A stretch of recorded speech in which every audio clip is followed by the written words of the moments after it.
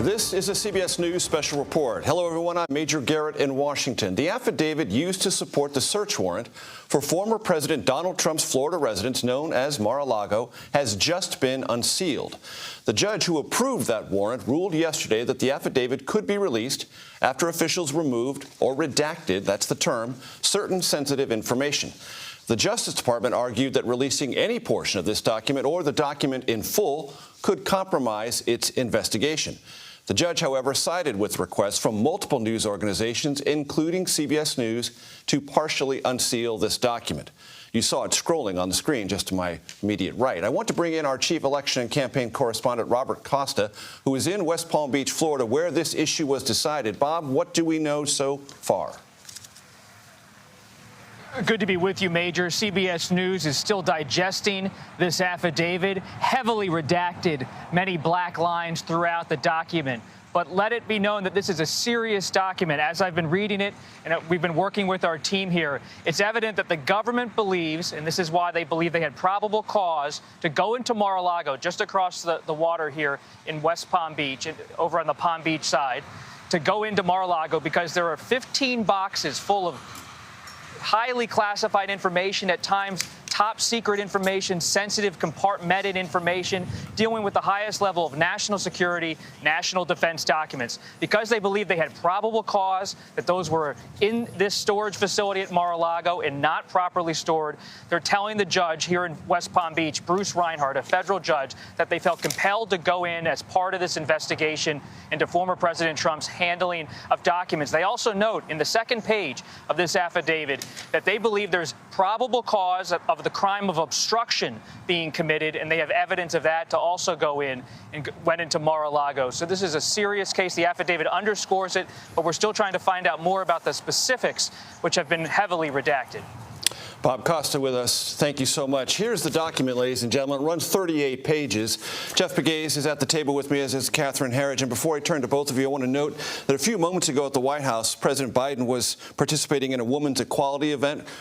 Reporters asked him one question before being ushered out of the Roosevelt Room. The question was, has national security been in any way threatened by documents at Mar-a-Lago? The president's answer, and I directly quote the president here, "We will let the Justice Department determine that." So President Biden, for the first time on the record on this matter. Jeff Pegues, what strikes you about what you've seen so far? Well, I think in some ways this is a disappointing document. I think if you're looking for some sort of smoking gun in terms of what the government may have and why they searched Mar-a-Lago when they did, you might be disappointed. However, what the government has done here they have released, and as you can see here, look at all these redactions, and this is just a taste of what this document looks like. But if you literally read between the lines, what you will see is how this investigation has conducted almost from start, which basically the DOJ's role in this started in February to this point now, including the search of Mar-a-Lago and that search for those 15 boxes. What the government is saying, and what stands out to me here, is that they are saying there is evidence of obstruction. And I think that's the line that stands out to me most, in that there are supporters of the former president who have made comments, inaccurate comments about these documents. Representations to the Justice Department. Representations that the FBI, the Department of Justice, wants to get back. These are government documents. Various classifications. That's what they're saying here. They don't belong to the former president. They say these are government documents produced by the government for the government. Catherine, before I come to you, I want to ask Jeff this one question.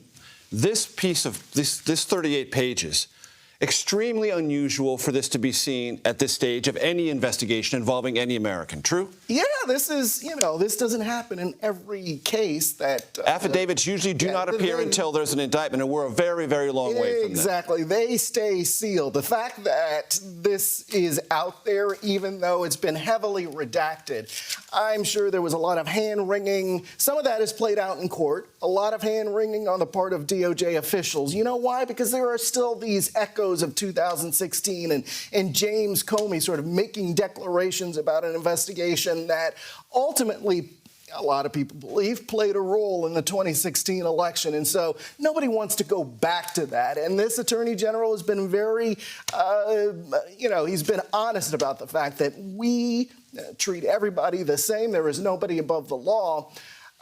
But that also means, in his view, that we go by the book. And releasing something like this is not going by the book, but there is this pressure on the Department of Justice to put something out there to the public. Jeff, thanks. Catherine, stand by. Bob Costa, I want to go back to you in West Palm Beach, Florida. Major, what's important also to recognize from the documents the government has filed today, beyond the affidavit, is that this is an ongoing federal investigation of the highest level, and that they are dealing with witnesses that they are really concerned about in terms of intimidation, and they mention it in this document, civilian witnesses. And there has been a lot of reporting at CBS News and elsewhere about how the Mar-a-Lago property, employees, people who had access to former President Trump's inner circle, visitors to that property, may have left it vulnerable to foreign actors, to anyone with ill intentions. And what the federal government is saying here, even though it's a heavily redacted document, this is an ongoing investigation with many witnesses across complicated fronts around the former president. And that's why they're so hesitant to give more information about the details of what they're learning from specific people who might be vulnerable to some kind of attack or criticism and the intimidation factor. Bob Costa, West Palm Beach. Thank you. Catherine, many of us at CBS, myself included, are experienced going through documents like this, but few have your area of expertise and experience going through this. What has emerged to you as you've read through, sitting here right at the table with us? Well, I'm still going through the document now, but the key section to me is the probable cause section. And unsurprisingly, this is the most heavily redacted, but there's some pieces of the puzzle that I want to try and put together. It tells us that earlier this year, the National Archives received these boxes that had classified records or records marked classified. And what the FBI agent swears to in this document is that, and I'm going to read it here, there's probable cause to believe that documents containing classified national defense information and presidential records remain at the premises. And it goes on to say that there was not a secure facility at Mar-a-Lago that would be authorized to contain highly classified information. And it goes on to say, I submit that probable cause exists to believe that evidence, contraband, fruits of a crime, or other illegally possessed in violation of these criminal statutes will still be found at these premises. So in other words, they believe that there was highly sensitive national defense information, even classified information at the highest levels that remained at Mar-a-Lago, and it did not have the kind of secure government facility, what they know as a SCIF, to protect these records. What I also find instructive are the 5 pillars that the FBI and Justice Department lay out for withholding so much of this information from the public. So for these heavily redacted documents, it talks about witness information and that quickly and broadly witnesses could be identified through social media, and this would have a chilling effect on cooperation. It talks about the roadmap to the investigation. It talks about the rules of criminal procedure, so protecting grand jury information. It specifically talks about safety of law enforcement personnel and the privacy of others. So those are the 5 pillars. But what we can see in the pieces of this puzzle is they believe there was evidence that still highly classified national defense information remained at Mar-a-Lago in a facility that was not secure. Now, Catherine, the former president has represented in public in various ways that he was cooperative with this and that this search warrant was not necessary as a last resort, that this could have been resolved some other way. Is there anything that you've been able to see, and I know we're going through it right now, bit by bit, that addresses or comes close to addressing that underlying question of either cooperation or whether or not this could have been handled some other way? There is a specific section where it talks about the findings of the National Archive, this more than half-dozen boxes containing classified information. And then it goes on to say that there was a public statement from the Save America PAC that, nothing was found. So this was, in the view of this affidavit, sort of an element of obstruction. So saying publicly the National Archives didn't see anything here, but in fact, we now know. Essentially a misrepresentation. Jeff? And that is a very good point, because if you look at page 17, the 15 boxes provided to NARA, the archives, contain classified information. They have a breakdown of what was in there. 184 unique documents bearing classification markings, including 67 documents marked as confidential, 92 documents marked as secret, 25 documents marked as top secret.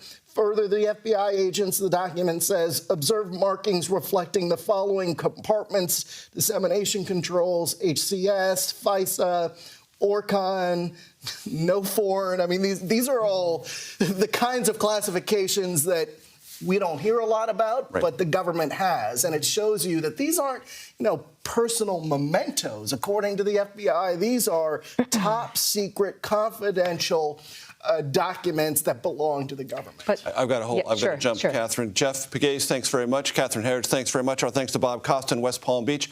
Our coverage of this breaking story will continue on our CBS News streaming, on your local news, and tonight on the CBS Evening News. This has been a CBS News Special Report. I'm Major Garrett in Washington. Good day.